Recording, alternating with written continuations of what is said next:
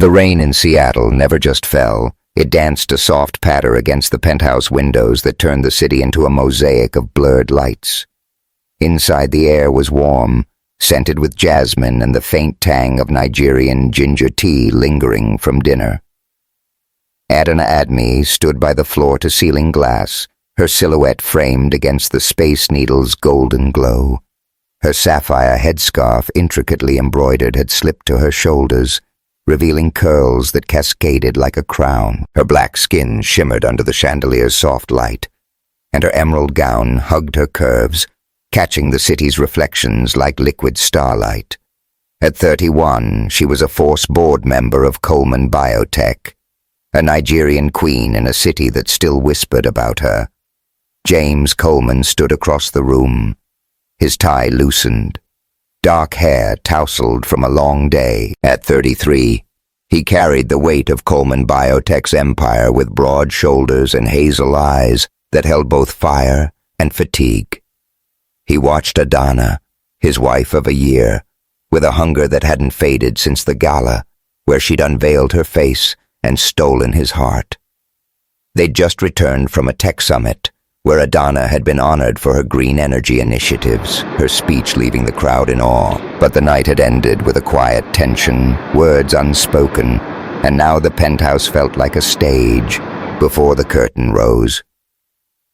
Adana, James said, his voice low, crossing the room in 3 strides. You were incredible tonight. You always are. She turned her gray eyes sharp but softened by something deeper. Flattery won't get you out of this. Coleman, you've been distracted all week. What's going on? He hesitated, then closed the distance, his hands finding her waist. It's nothing, just work, but you. God, you light up every room. His fingers traced the curve of her hip and she inhaled sharply, her resolve wavering. The rain drummed harder, a rhythm that matched their quickening pulses. James, she murmured. But her protest dissolved as he pulled her close, his lips capturing hers in a kiss that was all heat and promise. Her hands slid up his chest, tugging at his shirt, and they stumbled toward the sofa, a tangle of need. The city lights blurred beyond the glass as James lifted her gown, riding up, revealing smooth thighs that glowed in the dim glow. He pressed her against the cushions, his mouth trailing along her jaw, her neck whispering her name like a prayer. Adana arched into him, her nails grazing his back, her breath hitching as his hands explored igniting sparks under her skin. We fought through hell to get here, she whispered, her voice thick with emotion, eyes locked on his. Don't let anything pull us apart. James? Never, he swore, kissing her deeper, the world fading to just them. 2 souls forged in fire, unbreakable. But then his phone buzzed on the coffee table, a harsh vibration that shattered the moment. Adana glanced at it, and her body stiffened. The screen lit up with an email notification, the sender marked Anonymous. The subject line read, Coleman Biotech's dirty secret. Ask your wife about Nigeria. James froze, his hand still on her waist. Adana pulled back, her eyes narrowing as she reached for the phone. What is this, James? She asked, her voice steady but edged with steel. I don't know, he said, sitting up, his heart pounding. Adana, I swear. She opened the email, her expression unreadable. The message was short. Your husband's company built its empire on Nigeria's back. Ask Adana about the contract her family signed. Secrets don't stay buried. Her fingers tightened around the phone and she looked at James, the warmth in her eyes replaced by a storm. Explain, she said, her Nigerian accent sharpening each syllable.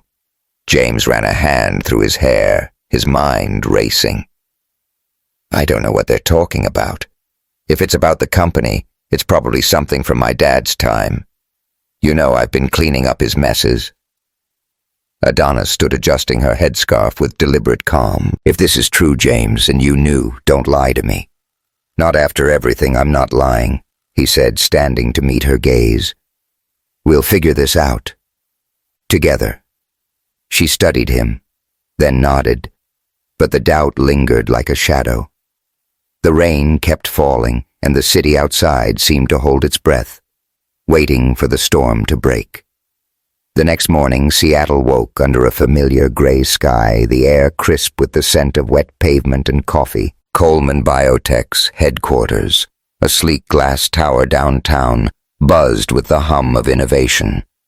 Adana strode through the lobby, her coral headscarf a vibrant contrast to her tailored black blazer. Employees nodded respectfully, but she caught the whispers. Some still called her the veiled bride, even after a year. She ignored them, her heels clicking on marble as she headed to the boardroom. Inside, she presented her latest initiative, a partnership with Nigerian tech hubs to train young engineers in sustainable energy.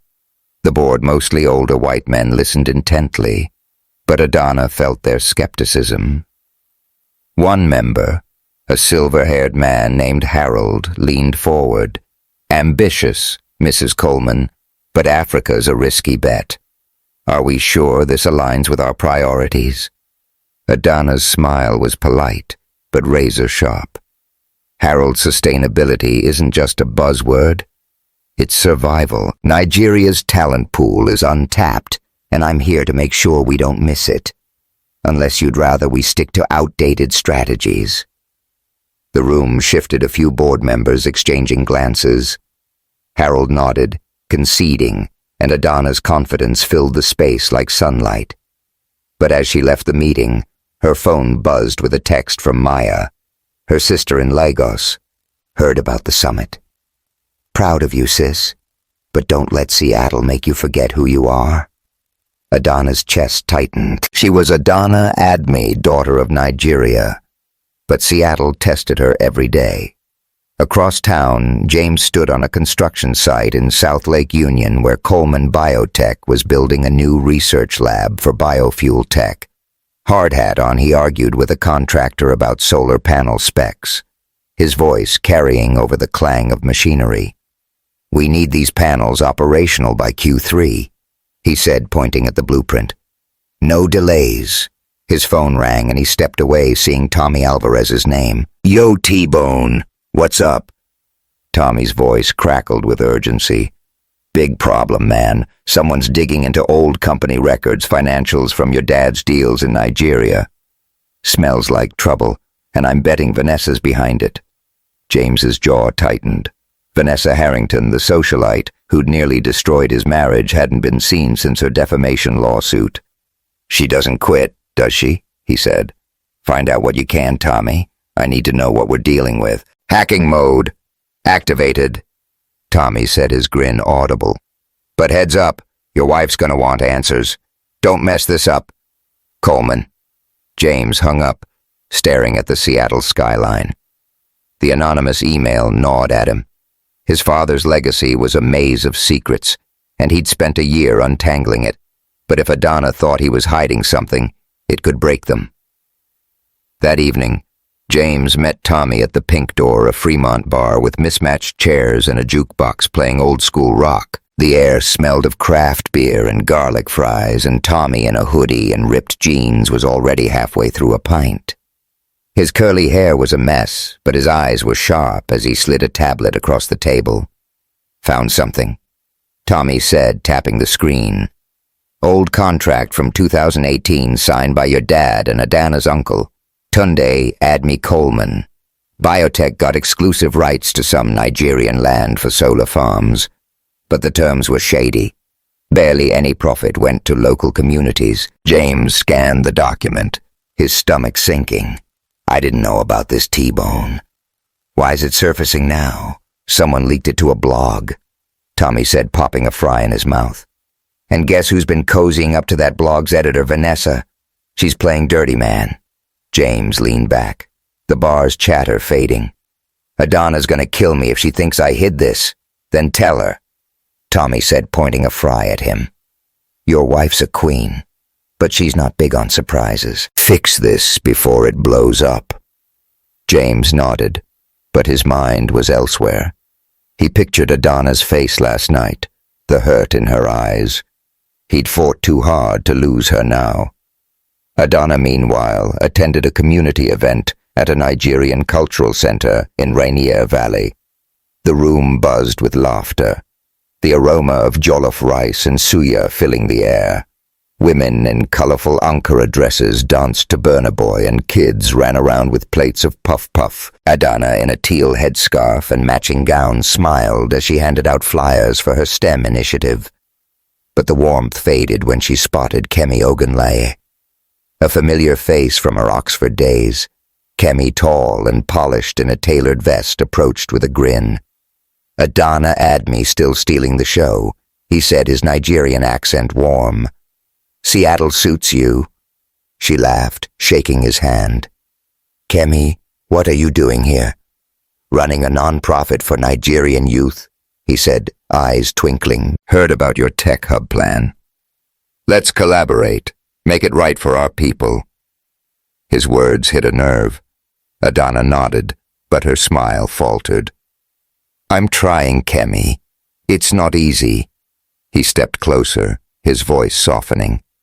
"You don't have to do it alone. Adana, you never did." His hand brushed hers, lingering a moment too long. She pulled back her wedding ring, catching the light, but his gaze stayed steady, stirring something she hadn't felt in years. "I'm married, Kemi," she said, her tone firm but kind. "But I'd love to talk about the project." He nodded, unfazed. "Fair enough. But if you need a friend, I'm here." Adana walked away, her heart racing. Kemi's familiarity, his connection to Nigeria, tugged at her. She loved James, but the email, the whispers, it all felt like cracks in their foundation. Back at the penthouse, James was cooking his attempt at egusi stew, a nod to Adana's roots. The kitchen smelled of palm oil and spices. Though he'd burned the onions, Adana walked in her teal headscarf, now draped over her shoulders, and raised an eyebrow. "You're brave, Coleman, tackling egusi without supervision." He grinned, stirring the pot. "Gotta keep my queen happy. How was the event?" "Good," she said, setting her bag down. "Ran into an old friend from Oxford. Kemi Ogunlaye. He's doing non-profit work." James nodded, but his grip on the spoon tightened. "Sounds like a good guy." "He is," Adana said, watching him. Then her voice sharpened. "James, we need to talk about that email." He turned off the stove, facing her. The kitchen's warm light cast shadows on his face. "I had Tommy look into it. It's about a contract my dad signed with your uncle in 2018. Bad terms for Nigeria. I didn't know, Adana. I swear." Her eyes searched his, the air heavy. "If this gets out, James, it's not just your company. My community, my people will think I betrayed them. Why didn't you check your dad's deals?" "I thought I had," he said, stepping closer. "I'm sorry. We'll fix this. I promise." She crossed her arms, the distance between them palpable. "Fixing it means truth. James, no secrets. If I find out you knew." "You won't," he said, his voice raw. "I love you, Adana. I'd never hurt you." She held his gaze, then nodded, but the doubt lingered. "I need time," she said, turning toward the bedroom. "Good night, James." He watched her go, the stew cooling on the stove, the rain drumming outside. The anonymous email was just the beginning, and he knew it. Vanessa was out there scheming, and the past was clawing its way back. He clenched his fists, determined to protect what he and Adana had built. If this heart-pounding moment between James and Adana lit a spark and you hit that subscribe button and drop a comment, where are you watching from? This secret could tear them apart, and trust me, you won't want to miss what's coming next. The Seattle skyline glittered through the drizzle, a patchwork of neon and steel that felt both alive and indifferent. Inside Coleman Biotech's glass tower, the boardroom was a battlefield of polished mahogany and sharp suits. Adana Admi sat at the head of the table, her coral headscarf a bold splash against her black blazer, her gray eyes scanning the room like a general. The air hummed with tension, the kind that clung to whispered rumors and sidelong glances. At 31, Adana was no stranger to being underestimated. But today, the stakes felt personal. She clicked through a presentation slide, her voice steady, tinged with her Nigerian accent. Our STEM initiative in Nigeria isn't just about optics, it's about equity. We train engineers, we build communities, we change lives. Coleman, Biotech can lead that charge. The board members nodded, but Harold, the silver-haired skeptic, leaned forward, his pen tapping the table. Admirable, Mrs. Coleman, but the optics are the issue. There's chatter online, blogs, forums about an old contract your family signed with us. People are saying it screwed over Nigeria. Care to comment? Adana's jaw tightened, but her smile didn't waver. I'm aware of the chatter. Harold, it's a contract from 8 years ago before my time here. We're auditing it, and I'll personally ensure any wrongs are righted. Next question. Her confidence silenced the room, but as she gathered her notes, she felt the weight of their stares. The anonymous email from last night had spread like wildfire, leaking onto obscure tech blogs. By morning, it was trending on X with hashtags like Coleman Scandal and #Adana Betrayed. The Nigerian community in Seattle was buzzing, and not in a good way. She'd seen the posts Adana Admi sold out her people for a white man's empire. Each word cut deeper than she'd admit. Across town, James Coleman stood in the rain at Pike Place Market, the air thick with the scent of fresh fish and roasted coffee. His navy coat was soaked, but he barely noticed his phone pressed to his ear as Tommy Alvarez's voice crackled through. It's bad, man, Tommy said, his usual humor muted. The contract's legit. Your dad's signature. Tunde. Admi's too. It gave Coleman Biotech land rights in Nigeria for pennies while locals got nothing. Blogs are eating it up, and I'm 99% sure. Vanessa's fanning the flames. James gripped the phone, watching a vendor toss a salmon through the air. Vanessa again. She's like a bad rash, keeps coming back. Can you trace the leak? Working on it, Tommy said. But the Nigerian community's pissed, and they're aiming at Adana. Not you. You gotta talk to her, dude. Like yesterday. James hung up his breath, visible in the chilly air. He'd promised Adana no secrets, but this contract was a ghost from his father's past, one he hadn't seen coming. He needed to fix this, but the doubt in her eyes last night haunted him. Losing her wasn't an option. That evening, Adana drove to Rainier Valley, where the Nigerian Cultural Center was hosting a community dinner. The streets were slick with rain, reflecting the neon signs of faux shops and taco trucks. Inside the center, the air was warm, alive with the aroma of egusi stew and the rhythm of Afrobeats. Women in Ankara gowns swayed to Davido, while men debated soccer over bottles of star beer. Adana in a teal headscarf and matching dress mingled with a smile, but her heart was heavy. She was handing out flyers for her STEM initiative when an older woman, Mrs. Adebayo, approached her, face stern. Adana, is it true? You're working with a company that cheated our people? Adana's stomach dropped. Mrs. Adebayo, I'm looking into it. The contract was before my time, but I promise. Promises don't fix betrayal. The woman cut in, her voice sharp. You're Yoruba. Adana. You carry our name. Don't let this city make you forget that. The words stung, and Adana nodded, her throat tight, as Mrs. Adebayo walked away. Kemi Ogunleye appeared, his tailored vest accentuating his broad shoulders. His smile was warm, but his eyes held a knowing glint. "Rough night?" he asked, offering her a plate of jollof rice. She took it, forcing a smile. "You could say that. The community's upset, and I don't blame them." Kemi leaned closer, his voice low. "You're fighting a war on two fronts, Adana, Seattle, and Nigeria. Let me help. My nonprofit's got connections. We can show them. You're still one of us." His hand brushed hers, and for a moment she didn't pull away. Kemi's presence was a tether to Lagos to Oxford, to a time when she felt unapologetically herself. "I appreciate it, Kemi," she said, stepping back. "But I need to handle this my way." He nodded, unfazed. "I respect that, but you don't have to carry it alone. You never did."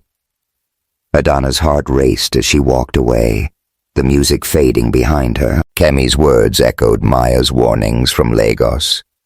Don't lose yourself. She loved James, but the contract, the whispers, the email. It was all pulling her apart. James, meanwhile, met Lila Monroe at a Capitol Hill coffee shop, a cozy spot with exposed brick and baristas in flannel.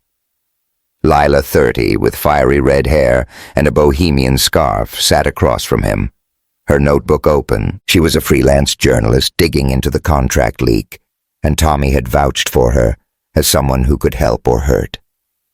"Thanks for meeting me," Lila said, stirring her latte.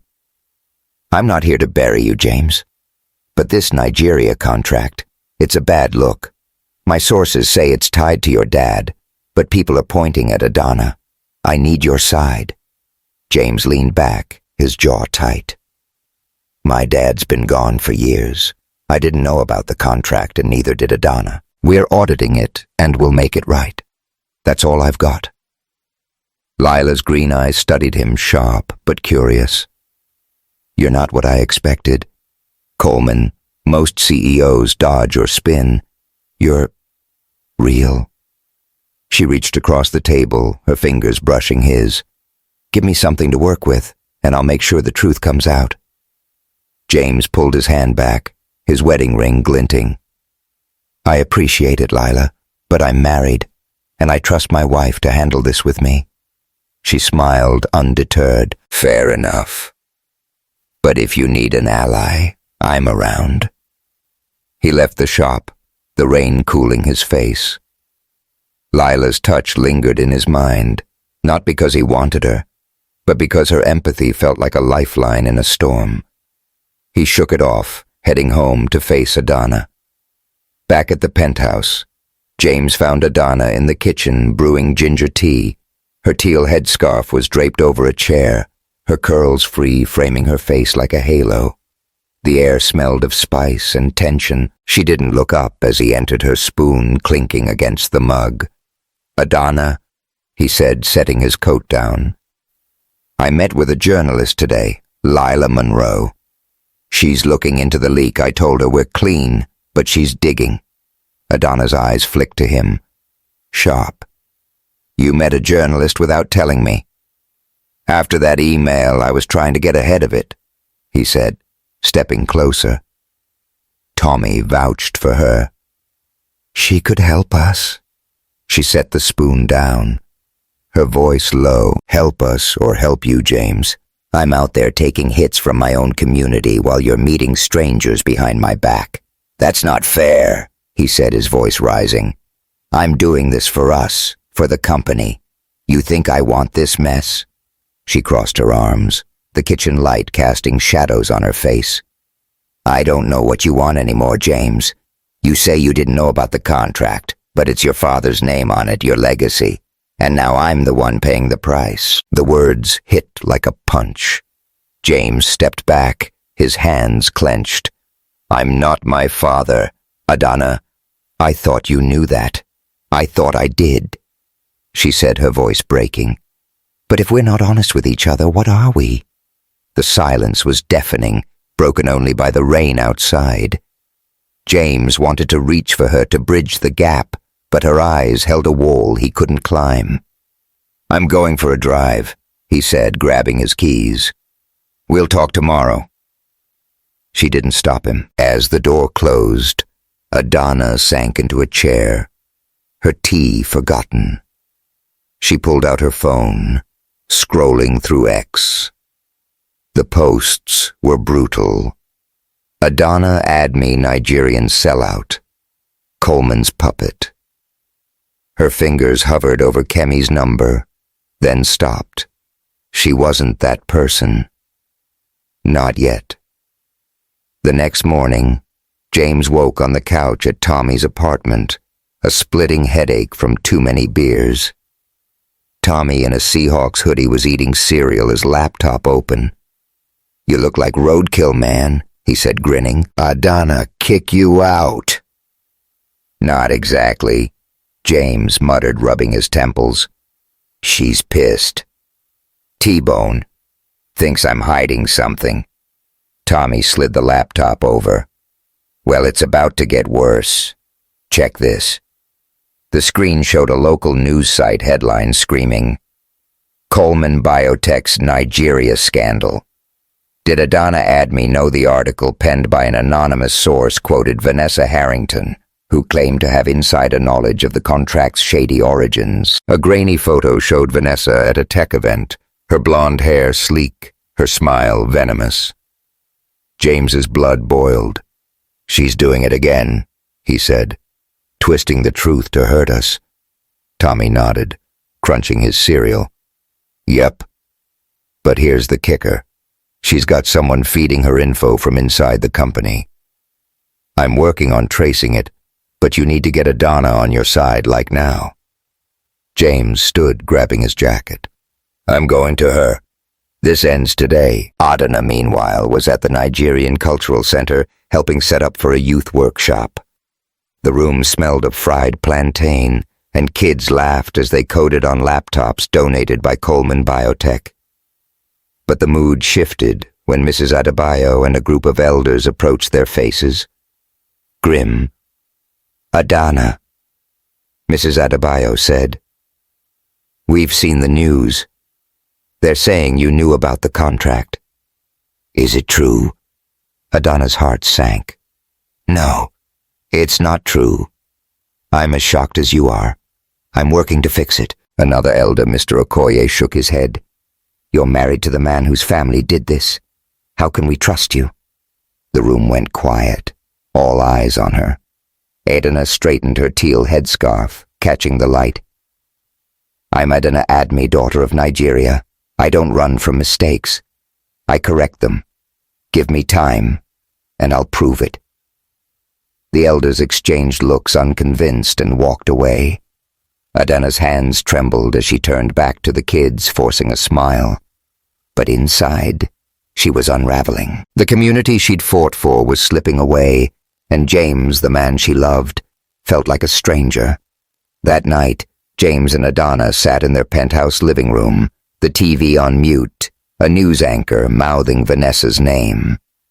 The contract scandal was everywhere, and Coleman Biotech's stock was tanking. Adana, in a simple black dress, her headscarf off, looked at James, her eyes weary.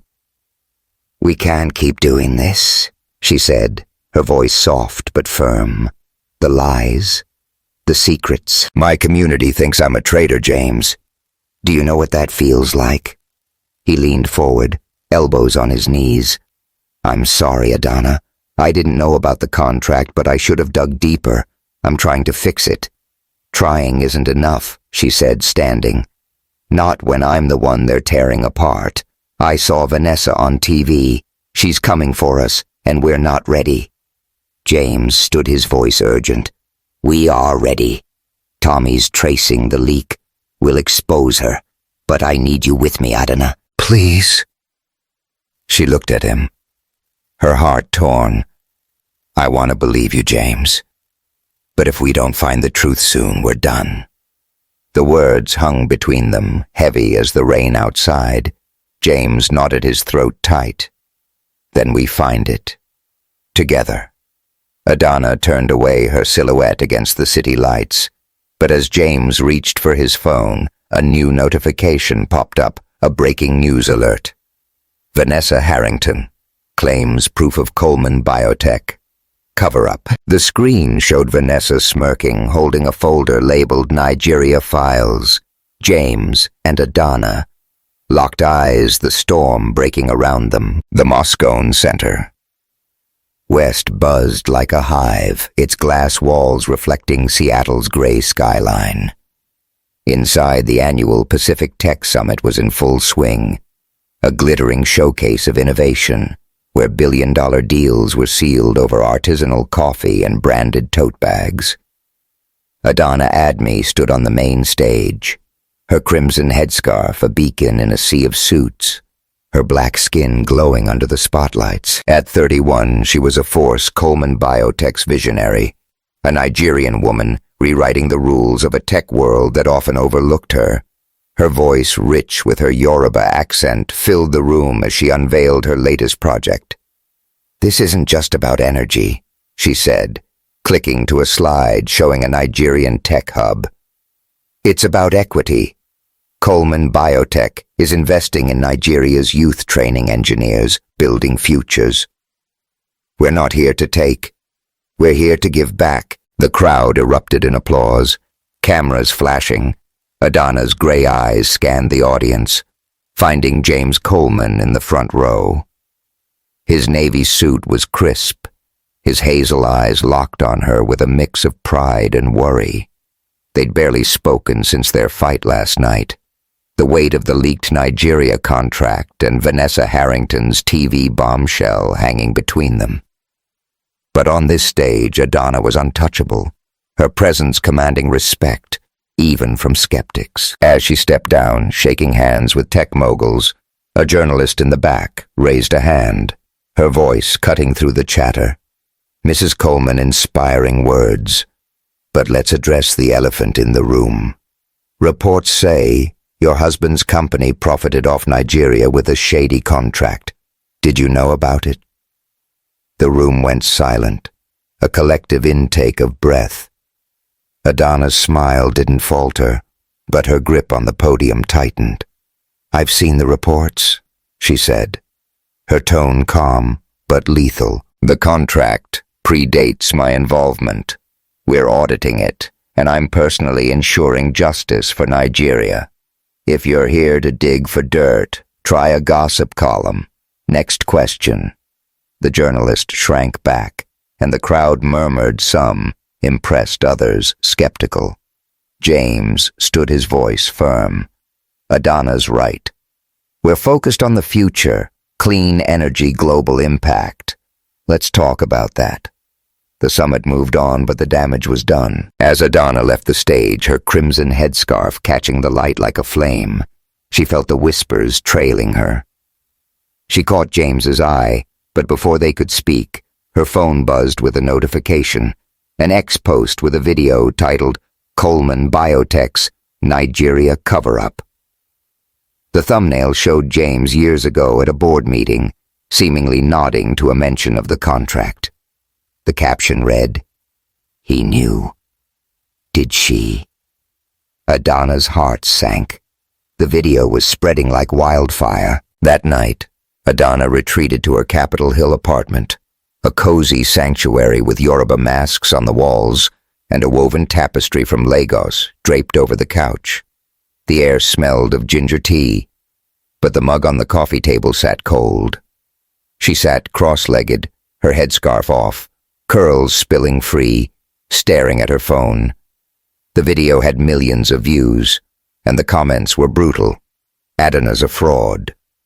She married a liar. Nigerian sellout." Her chest tightened, the weight of her community's betrayal, heavier than any boardroom fight. A knock at the door startled her. She opened it to find James, rain-soaked, his coat clinging to his shoulders. His eyes were desperate, pleading. "Adana, we need to talk." She stepped aside, her expression guarded. 5 minutes. "James, don't waste them." He entered, dripping water onto the hardwood. "That video, it's fake edited. I was at that meeting. But it was about solar panels, not the contract. Vanessa's behind it." "I know it." Adana crossed her arms, her voice low. You keep saying you didn't know James, but the evidence keeps piling up. My people think I'm a traitor. Do you know what that feels like? He stepped closer, his voice raw. I know I've messed up, Adana, not checking my dad's deals sooner, not seeing Vanessa's game. But I love you. I'd never lie to you. Her eyes softened, then hardened again. Love isn't enough if I can't trust you. I need to know who you are, James, before I can keep doing this.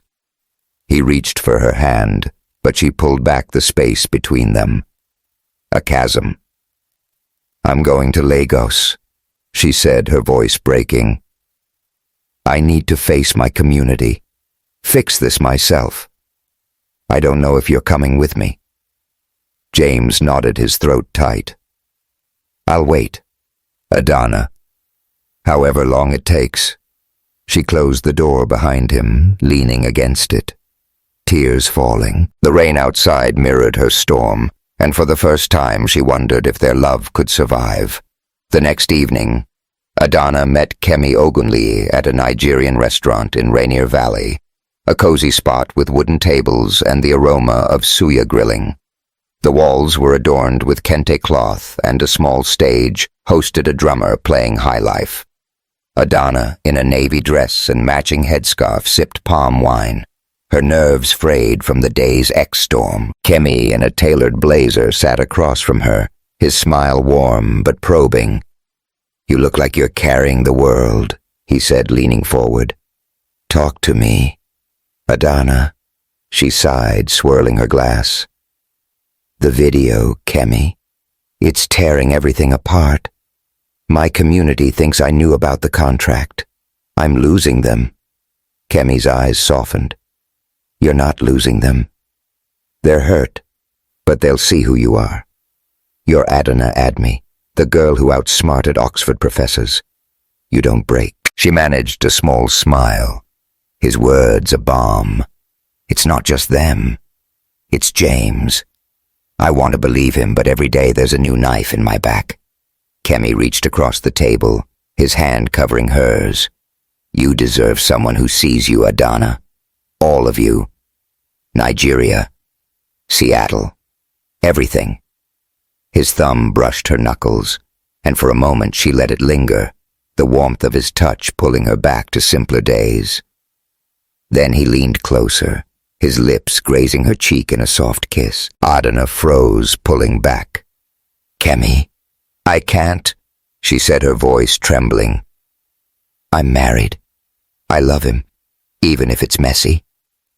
He nodded, his smile, bittersweet. I respect that, but if you ever need me, I'm here. She left the restaurant, the rain cooling her flushed face. Guilt gnawed at her. Not because she'd wanted Kemi's kiss, but because for a fleeting second she'd felt seen in a way James hadn't managed lately. She clutched her phone, tempted to call him, but stopped. Not yet. James, meanwhile, drowned his guilt at a Fremont dive bar, the kind with sticky floors and a jukebox blaring Nirvana. He sat in a booth nursing a whiskey, his wedding ring glinting under the neon lights. Tommy slid in across from him, a beer in hand, his curly hair stuffed under a backward cap. You look like you got run over by a bus, Tommy said, shoving a basket of fries toward him. Summit was rough, huh? James downed his drink, the burn doing little to dull the ache. Rough's an understatement. Adana's going to Lagos. She thinks I lied about the contract. Tommy whistled, grabbing a fry. That video's a fake, man. I'm digging into the metadata. But Vanessa's good. She covered her tracks. You gotta tell Adana the truth, even the messy parts. James's eyes darkened. There's more T-Bone. I met Lila Monroe again last night. She's got leads on Vanessa's source, but I screwed up. Tommy's eyes widened. Screwed up how James rubbed his temples. We were at a bar talking about the story. I was pissed, had too much to drink. She leaned in and I kissed her. For like a second I stopped. Told her I'm married, but whoa. Hold up, Tommy said, leaning forward. You kissed the journalist. Dude, you're in deep. I know. James snapped louder than intended. I was an idiot. Adana's everything, and I let Vanessa's games get in my head. Tommy leaned back, shaking his head. Fix it, bro. Adana's a queen, and you're out here acting like a rookie. Tell her grovel, do whatever it takes. James nodded, staring into his empty glass. Tommy was right. He had to come clean, but the thought of losing Adana made his chest ache. He needed to find Vanessa's source, clear his name, and prove he was the man Adana deserved. Across town, Adana sat in her apartment, video calling Maya in Lagos. The screen flickered, Maya's braids swaying as she leaned closer. Adana, what's this mess about a video? You're trending for all the wrong reasons. Adana sighed, her curls loose, framing her tired face. It's a fake, Maya, but it's convincing. James swears he didn't know about the contract, but I don't know what to believe. Maya's eyes narrowed. Then, come home. Lagos will remind you who you are. If James is lying, he doesn't deserve you. I love him, Adana said, her voice soft. He's not perfect, but he's trying. I just need to know the truth. Maya softened her voice, gentle. You're Adana. Add me. You don't bend. You don't break. But don't let love blind you. Okay? Adana nodded, ending the call. Outside, Seattle's rain pattered against the windows, a rhythm matching her racing thoughts. She saw James in her mind, his laugh over jollof rice, his awe at the gala, his kiss in the rain. But the video, Kemi's touch, the community's anger, it was all too much. She wasn't sure who she was fighting for anymore. The next morning, James met Lila Monroe at a Ballard cafe, a hipster spot with mismatched mugs and the smell of fresh scones. Lila, in a bohemian scarf and denim jacket, slid into the booth, her red hair catching the sunlight. You look rough. Coleman, she said, sipping her chai. Trouble in paradise. James ignored the jab, his voice low. You said you had leads on Vanessa's source. What do you know? Lila leaned forward, her eyes sharp. I've got a name, someone inside your company feeding her documents, but I need access to your servers to confirm. Off the record. James, I'm on your side. I see how you look at Adana. You're not the bad guy here. Her hand brushed his, and James pulled back, his voice firm. I'm married, Lila. I messed up once, but that's it. Help me clear this, and we're done. She smiled, unfazed. Deal. But you're gonna owe me coffee. James left his mind racing. Lila's help was a lifeline, but her familiarity unnerved him. He needed Adana, not distractions. Adana, meanwhile, was at Coleman Biotech reviewing audit reports with Tommy.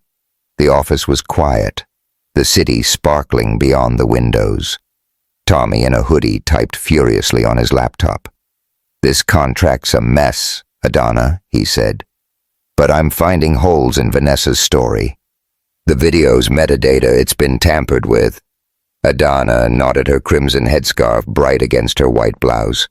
Good. If we can prove it's fake, we can shut this down. Tommy grinned, popping a gummy bear in his mouth. You and James, you're like Batman and Robin. Except you're Batman. She laughed, the first real laugh in days. Thanks, T-Bone. Keep digging. As she left, her phone buzzed a text from Kemi. Heading to Lagos next week. Join me. You belong here. Adana. Her heart skipped, torn between duty and desire. She typed a reply, then deleted it, her wedding ring heavy on her finger. That night, James and Adana crossed paths at the Tech Summit's closing reception, a glitzy affair at the Chihuly Garden and Glass. The venue glowed with vibrant glass sculptures reflecting the city's lights. Adana, in a gold Ankara gown, mingled with investors, her smile practiced but strained. James, in a black suit, watched her from across the room, her radiance pulling him like gravity. He approached, his voice soft. "Adana, you were incredible today.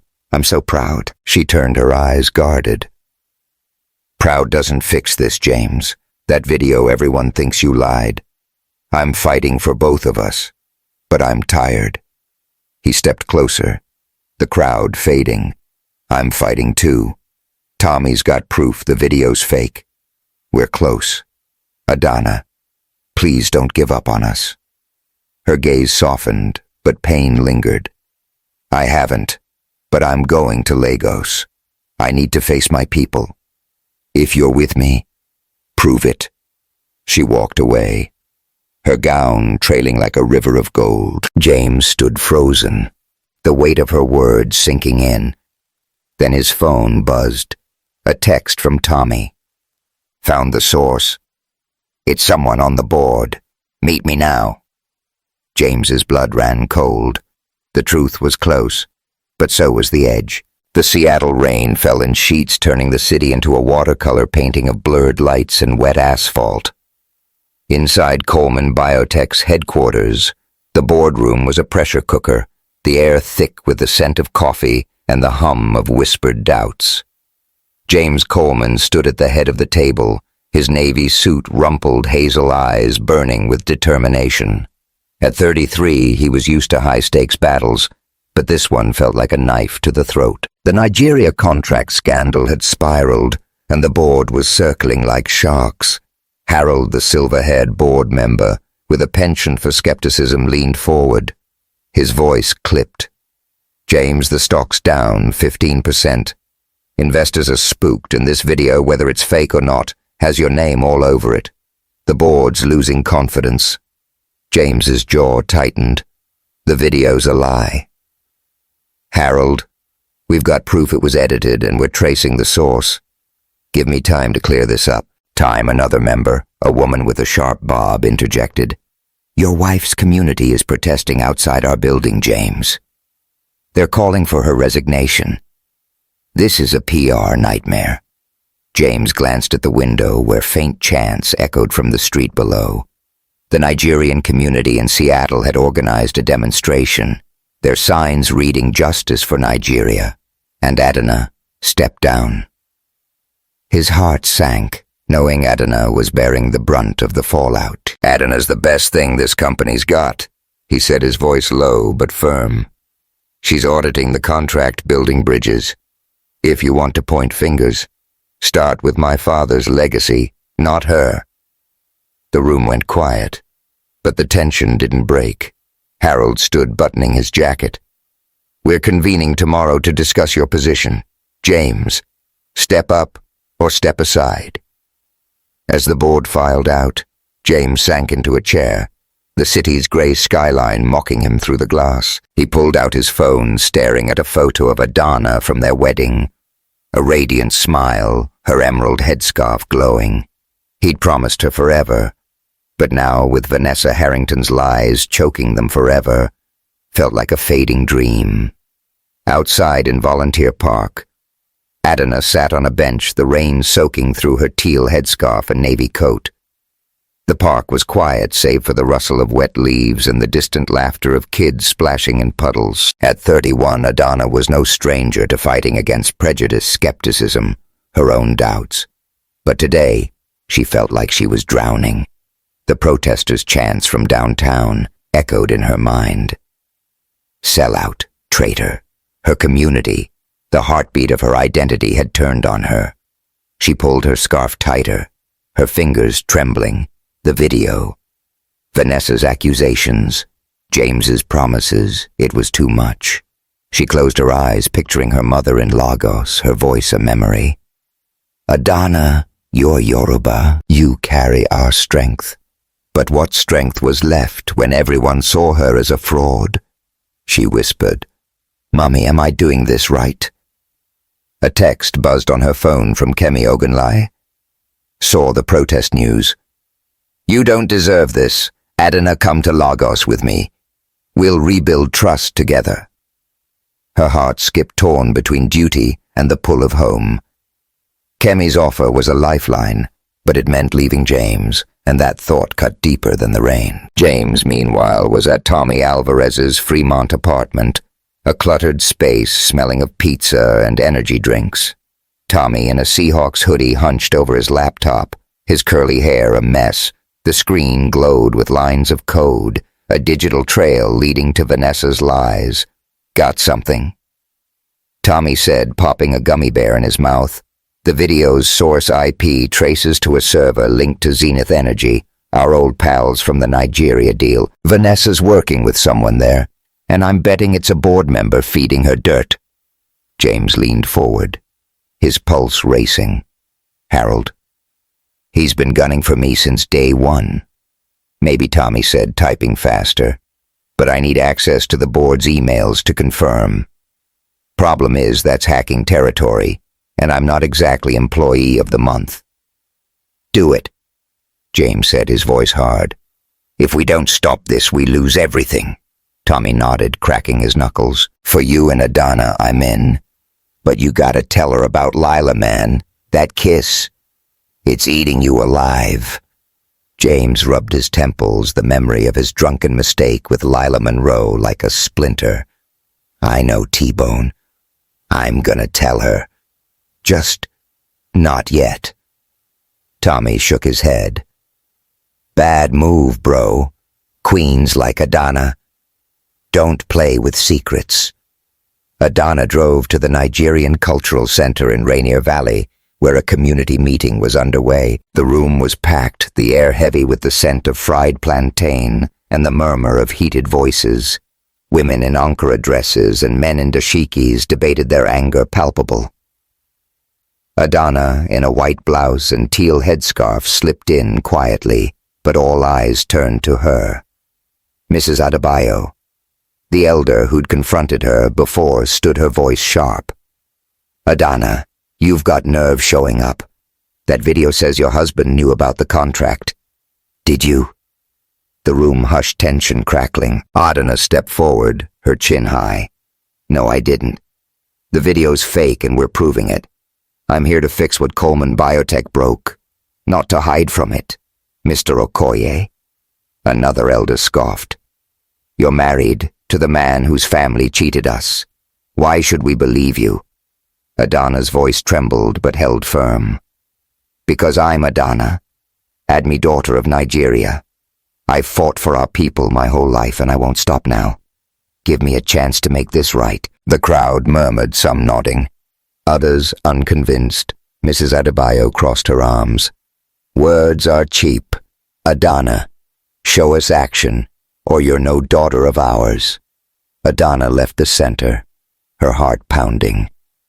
The rain stung her face as she walked to her car, the weight of rejection crushing her. She pulled out her phone, dialing Maya in Lagos. The call connected. Maya's face filling the screen, her braids tied back.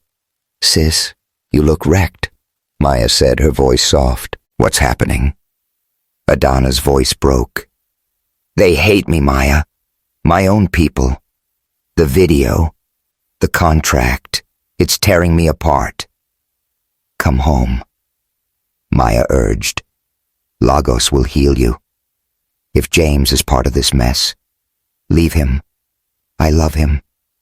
Adana said, tears falling. "But I'm losing myself. I don't know what to do." Maya's eyes softened. "You're stronger than this, Adana. Find the truth, then decide. But don't let Seattle break you."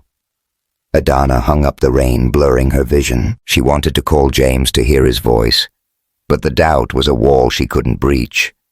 James drowned his fears at a Fremont dive bar, the same one he'd stumbled into before the jukebox played Pearl Jam, and the air smelled of stale beer and onion rings. He sat alone, a whiskey in hand, staring at his wedding ring. The board's ultimatum. Adana's distance, Vanessa's lies. It was all closing in. He dialed Tommy. His voice slurred. "T-Bone, if Adana leaves me, I'm done." He said the words heavy. "She's my home." Tommy's voice was firm. "Then fight for her, man. You're James Coleman, not some quitter. Tell her about Lila. Get the proof and shut Vanessa down."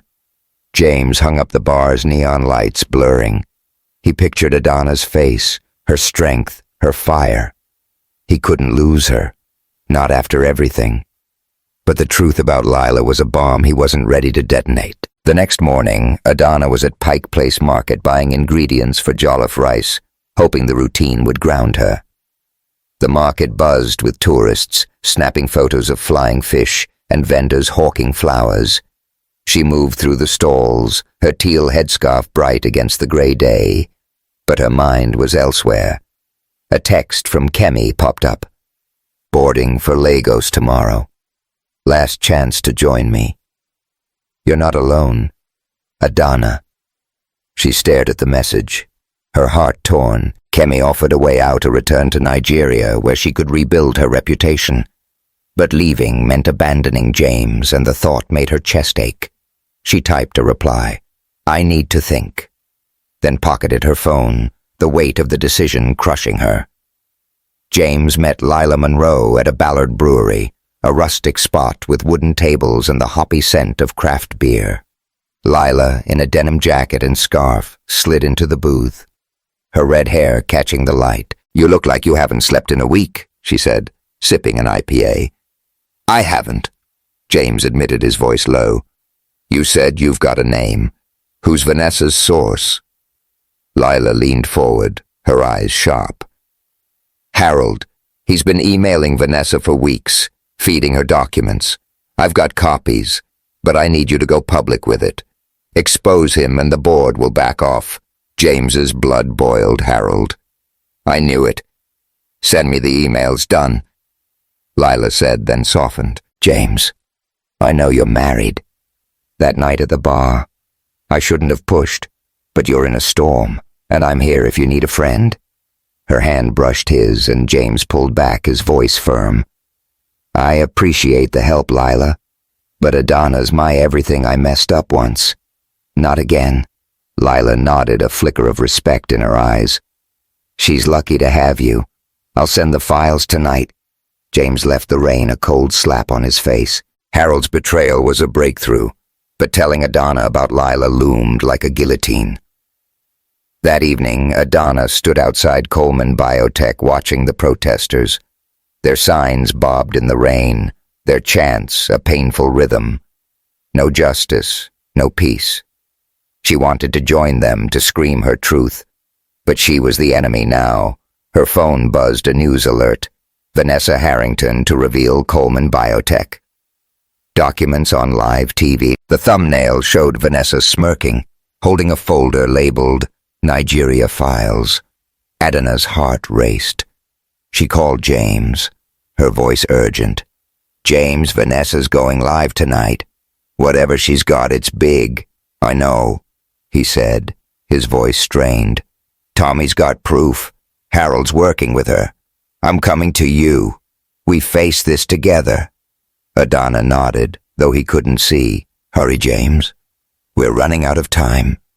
She hung up the protesters' chants, growing louder. Across town, James grabbed his coat. Tommy's words echoing. "Tell her about Lila." But as he stepped into the rain, another text from Lila hit his phone. "Got more files. Meet me now or Vanessa wins." James froze, torn between truth and survival. The storm was here, and it was merciless. The Seattle skyline shimmered through a haze of rain, the Space Needle, a faint beacon in the storm. Inside, Adana. Admi's Capitol Hill apartment. The air was thick with the scent of ginger tea and unspoken fears. Adana stood by the window, her crimson headscarf draped over a chair, her curls loose, framing her face like a halo. At 31, she was a pillar of strength. But tonight her gray eyes held a storm of doubt. The Nigerian community's protests, Vanessa Harrington's looming TV expose, and the fake video accusing James had pushed her to the edge. She clutched her phone, the news alert about Vanessa's Nigeria files burning in her mind. A knock at the door broke her thoughts. She opened it to find James Coleman soaked from the rain, his navy coat clinging to his broad shoulders. His hazel eyes were raw pleading, and his dark hair was plastered to his forehead. At 33, he carried the weight of Coleman Biotech's empire, but now he looked like a man fighting for his life. "Adana," he said, his voice hoarse. "We're out of time. Vanessa's going live in an hour, but I've got something to tell you first." She stepped aside, her expression guarded. "Come in, James. But if this is another excuse, I'm done." He entered, dripping water onto the hardwood, his hands trembling. The apartment's warmth, with its Yoruba masks and woven tapestries, felt like a sanctuary he didn't deserve. He took a deep breath, his eyes locked on hers. "It's not an excuse. It's a confession. I messed up, Adana, and you need to hear it before we face this together." Her heart skipped, but she nodded, sitting on the couch, her navy dress hugging her curves. "Go on." James knelt before her, his voice breaking. "A week ago at a bar with Lila Monroe, I was drunk angry about the scandal. She leaned in and I kissed her for a second. I stopped. Told her I'm married, but it happened, and I've been carrying it like a knife. I'm so sorry, Adana. I love you, and I'd rather lose everything than lose you." The room went still, the rain outside a soft drumbeat. Adana's eyes widened, pain flashing across her face. She stood pacing to the window, her breath uneven. "You kissed her," she said, her Nigerian accent sharpening. "After everything we've been through, James, you let another woman in." "I'm an idiot," he said, standing, his hands clenched. "It was a mistake, not a choice. I stopped because you're my world. I'm telling you now because I want no secrets between us." Adana turned, tears glistening in her eyes. "You want honesty? Fine. I messed up too. Kemi. Ogunleye." He kissed my cheek at dinner, and for a moment I didn't stop him. I was hurt, lost, and he felt like home. But I pulled back, James, because I love you, even when it hurts. James's chest tightened, jealousy and relief warring within him. He stepped closer, his voice soft. "We're not perfect, Adana. We're human. But we're here, telling the truth. That's gotta mean something." She studied him, her tears falling. "It means we're broken, James. But maybe we can fix it together." He reached for her hand, and this time she didn't pull away. Their fingers intertwined, a silent vow. The rain slowed, and for the first time in days, hope flickered between them, but the clock was ticking. Vanessa's TV appearance was minutes away, and Coleman Biotech was on the brink. An hour later, James and Adana stood in Coleman Biotech's media room, a sleek space with monitors and a view of the city's twinkling lights. Tommy Alvarez was there, his hoodie swapped for a rare button-up, his laptop open. The TV was tuned to the local news channel, where Vanessa Harrington sat under studio lights, her blonde hair sleek, her red dress a calculated provocation. She held a folder labeled Nigeria Files, her smile sharp as a blade. "Coleman Biotech's been hiding the truth," Vanessa said, her voice dripping with faux concern. "This contract proves they exploited Nigeria, and James Coleman knew. His wife Adana Admi is complicit, using her heritage to shield their greed." The anchor nodded, eating it up. Adana's grip on James's hand tightened her jaw. Set. "She's lying," she whispered. "We end this now." Tommy spun his laptop toward them. "Got the goods?" he said, his grin fierce. Harold's emails to Vanessa, time-stamped, detailing how he leaked the contract and doctored the video. "Plus, I hacked Zenith Energy's server. Vanessa's been on their payroll for months, stirring this to tank our stock." James's eyes lit up.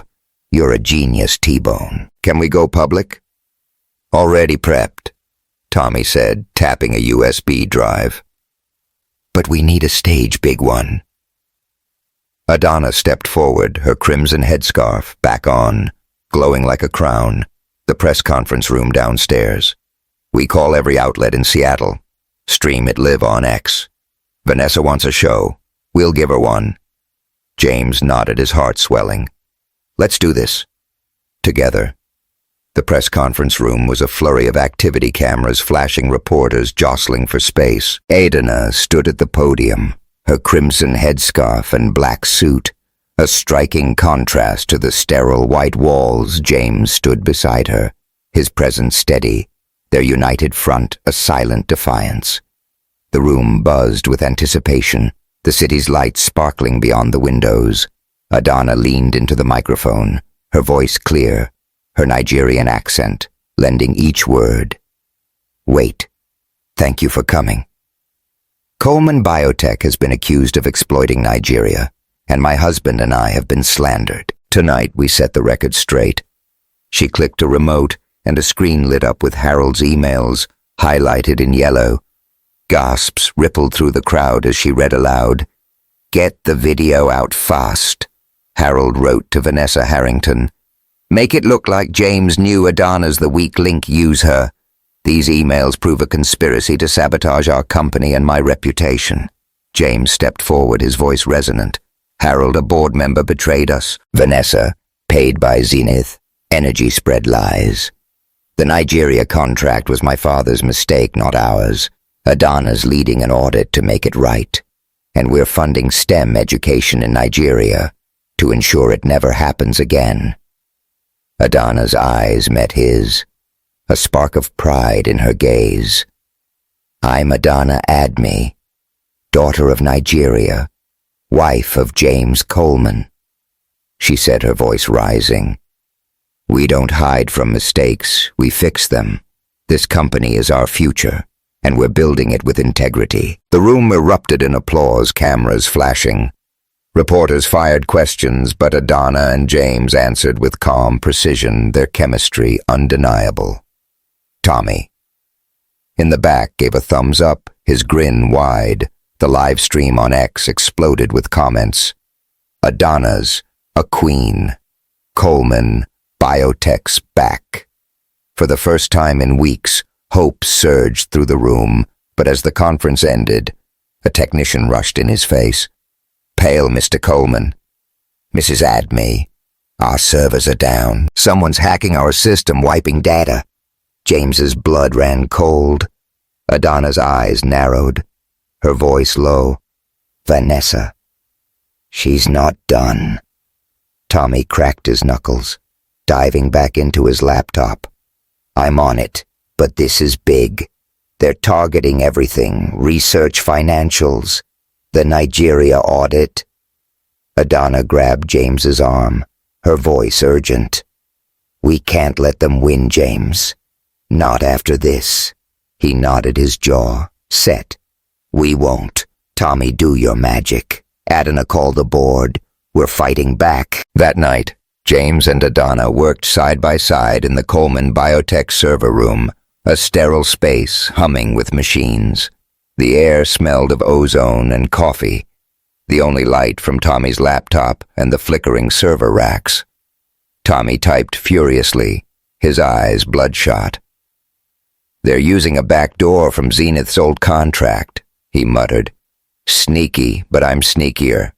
Adana, in her suit, her headscarf slightly askew, sorted through printed audit reports marking discrepancies. If we lose this data, the Nigeria project's dead, she said, her voice steady but strained. My community will never forgive me, James. Sleeves rolled up, handed her a fresh coffee. They will. Adana, you're their daughter, and you're fighting for them. We'll save this. She met his gaze.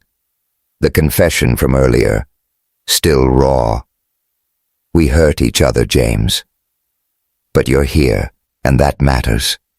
He touched her hand, his voice soft. You're my home, Adana.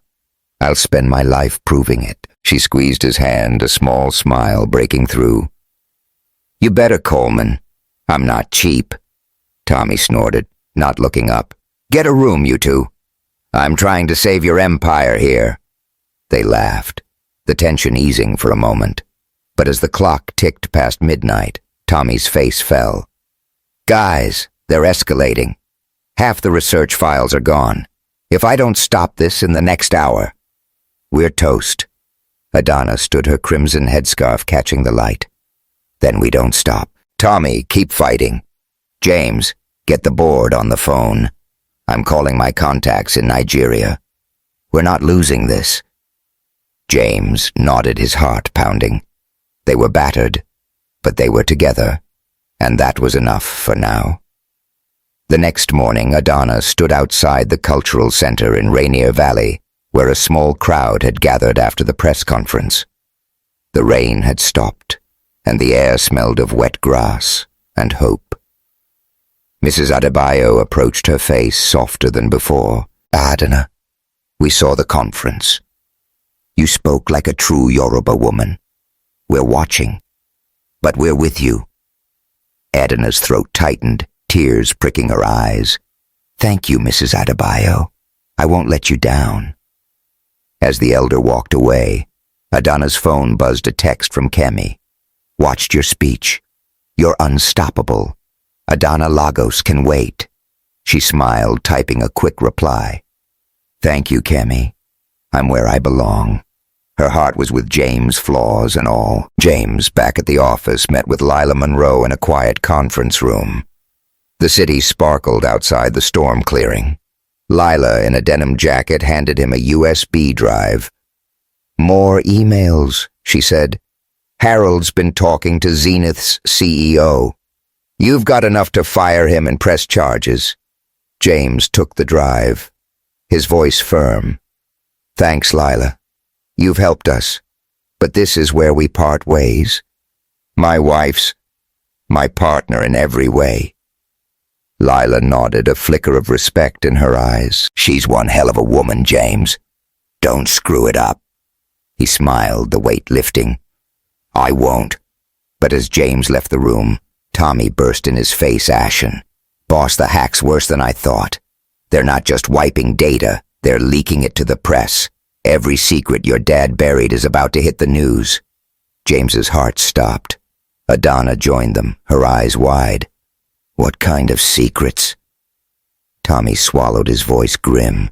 The kind that could tank Coleman Biotech for good. Tax evasions, offshore accounts. More shady deals. "If this gets out, we're done." Adana grabbed James's hand, her voice fierce. "We've come too far to lose now. Whatever's in those files, we face it. Together." James nodded, his resolve hardening. But as they turned to Tommy, the TV in the corner flickered on. Vanessa's face filling the screen. "Breaking news," she said, her smile venomous. "Coleman Biotech's darkest secrets exposed tonight at 9. The room went silent, the city's lights mocking them through the glass. The final battle was here, and it was do or die. The Coleman estate in Medina glowed like a beacon against the Seattle twilight, its manicured lawns strung with golden lanterns that danced in the breeze. Lake Washington shimmered beyond, reflecting the first stars of the evening. Inside, the air was alive with the aroma of jollof rice, suya skewers, and egusi. Stew mingling with the beat of Afrobeats pulsing from speakers. Tables draped in Ankara cloth held plates of puff-puff and bottles of palm wine, while guests, board members, tech moguls, and Seattle's Nigerian community mingled under a canopy of lights. It was a victory party, a celebration of resilience, love, and a future forged from the ashes of betrayal. Adana Admi moved through the crowd, her emerald Ankara gown flowing like a river, her matching headscarf a crown of intricate patterns. At 31, she was radiant, her black skin glowing under the lanterns, her gray eyes bright with purpose. A year ago, she'd been the veiled bride, an enigma in Seattle's elite circles. Now she was a board member of Coleman Biotech, a daughter of Nigeria, and a woman who'd reclaimed her place in both worlds.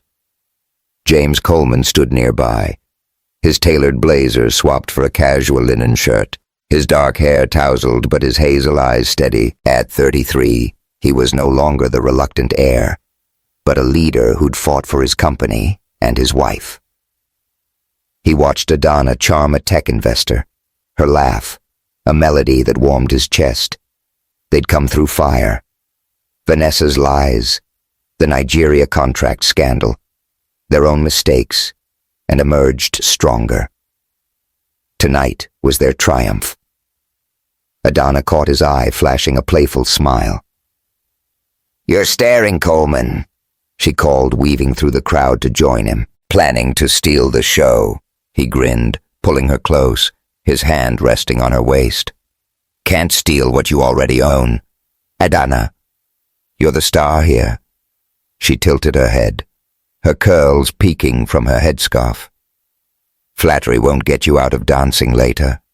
I'm teaching you a zonto, and you're not escaping." He groaned, laughing. "You're cruel, but I'm game for you anything." The crowd parted as Maya, Adana's sister, approached her yellow Ankara dress, vibrant, her braids swaying. She'd flown in from Lagos for the event, her activist energy filling the space.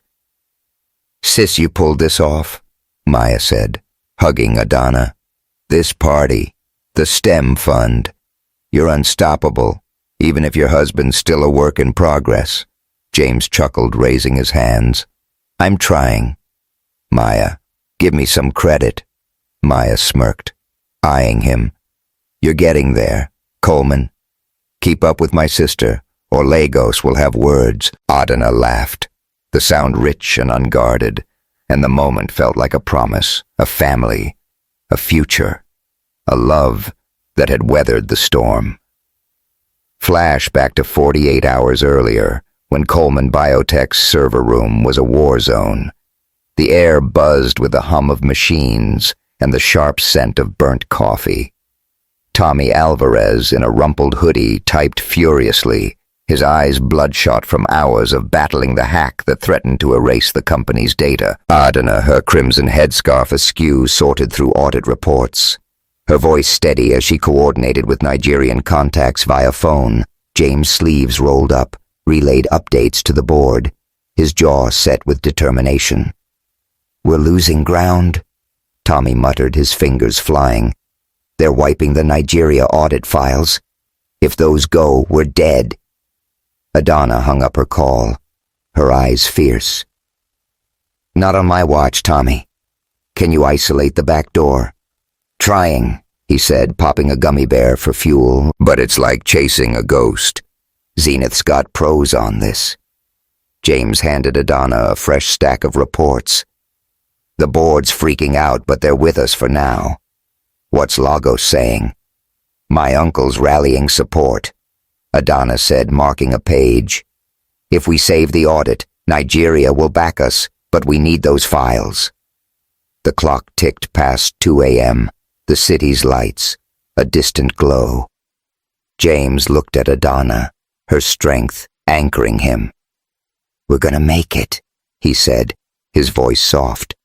"You and me." She met his gaze, the confessions from their fight still raw, but fading. "We better, Coleman. I didn't marry you for nothing." Tommy let out a triumphant yell, startling them. "Got it. Back doors closed, files are safe. I'm a freaking wizard." Adana laughed, relief washing over her. James clapped Tommy's shoulder. "You're getting a raise. T-bone." "Damn right." Tommy grinned, then caught himself. Heck yeah." They worked through the night, restoring systems and securing the audit. By dawn, the hack was contained, and Tommy traced it to a Zenith Energy contractor paid by Vanessa Harrington. The evidence was airtight. Vanessa's final move had failed. The next day, James and Adana faced the board in the Coleman Biotech Tower, the city sparkling beyond the windows. Harold the traitor was absent, his resignation forced by Tommy's email leaks. Adana, in a navy suit and coral headscarf, presented the restored audit detailing plans to repay Nigerian communities affected by the old contract. James stood beside her, outlining the STEM fund, his voice resonant. "We're not just fixing mistakes," he said. "We're building a legacy, Adana's legacy. She's the heart of this company, and I'm proud to stand with her." The board applauded, their doubts replaced by respect. A new member, a woman with sharp eyes, spoke up. "Mrs. Adme, you've turned a crisis into an opportunity. We're behind you." Adana nodded, her smile restrained but radiant. "Thank you. This isn't about me. It's about what we can do together." As the meeting ended, James caught her hand, his thumb brushing her knuckles. "You were incredible," he whispered. She smirked, her eyes glinting. "I know. Keep up, Coleman." That evening, Adana organized a community event at the Nigerian Cultural Center in Rainier Valley. The room was packed, the air rich with the scent of jollof rice and the rhythm of Burna Boy. Adana, in a white Ankara gown, stood before the crowd, her headscarf a vibrant teal. Mrs. Adebayo and Mr. Okoye, the elders who doubted her, sat in the front row, their faces softer. "Now, I'm Adana Adme," she began, her voice clear. "I promised you justice, and I'm delivering. Coleman Biotech is funding schools in Nigeria, training engineers, and repaying every community hurt by that contract. I'm your daughter, and I'll never stop fighting for you." The crowd erupted, clapping and cheering. Mrs. Adebayo stood, tears in her eyes. "You've made us proud, Adana. We were wrong to doubt you." Adana's throat tightened, but she smiled, her heart full. She caught James's eye in the back, his nod a silent, "I'm with you." The community embraced her, their trust restored, and for the first time, she felt whole. Nigerian Seattleite herself. Vanessa Harrington's fall was swift. The evidence of her Zenith Energy payments and Harold's betrayal led to a defamation lawsuit, her socialite status crumbling. She fled Seattle, her name, a cautionary tale in tech circles. Harold retired in disgrace, his legacy erased. Coleman Biotech's stock soared, the STEM fund, drawing global praise. Adana's vision, sustainability, equity, innovation, became the company's North Star. But the true victory was personal. James and Adana settled into a rhythm, their mornings filled with coffee and laughter, their nights with dreams of a shared future. They cooked jollof rice together, bickered over spice levels, and danced a zonto in their penthouse.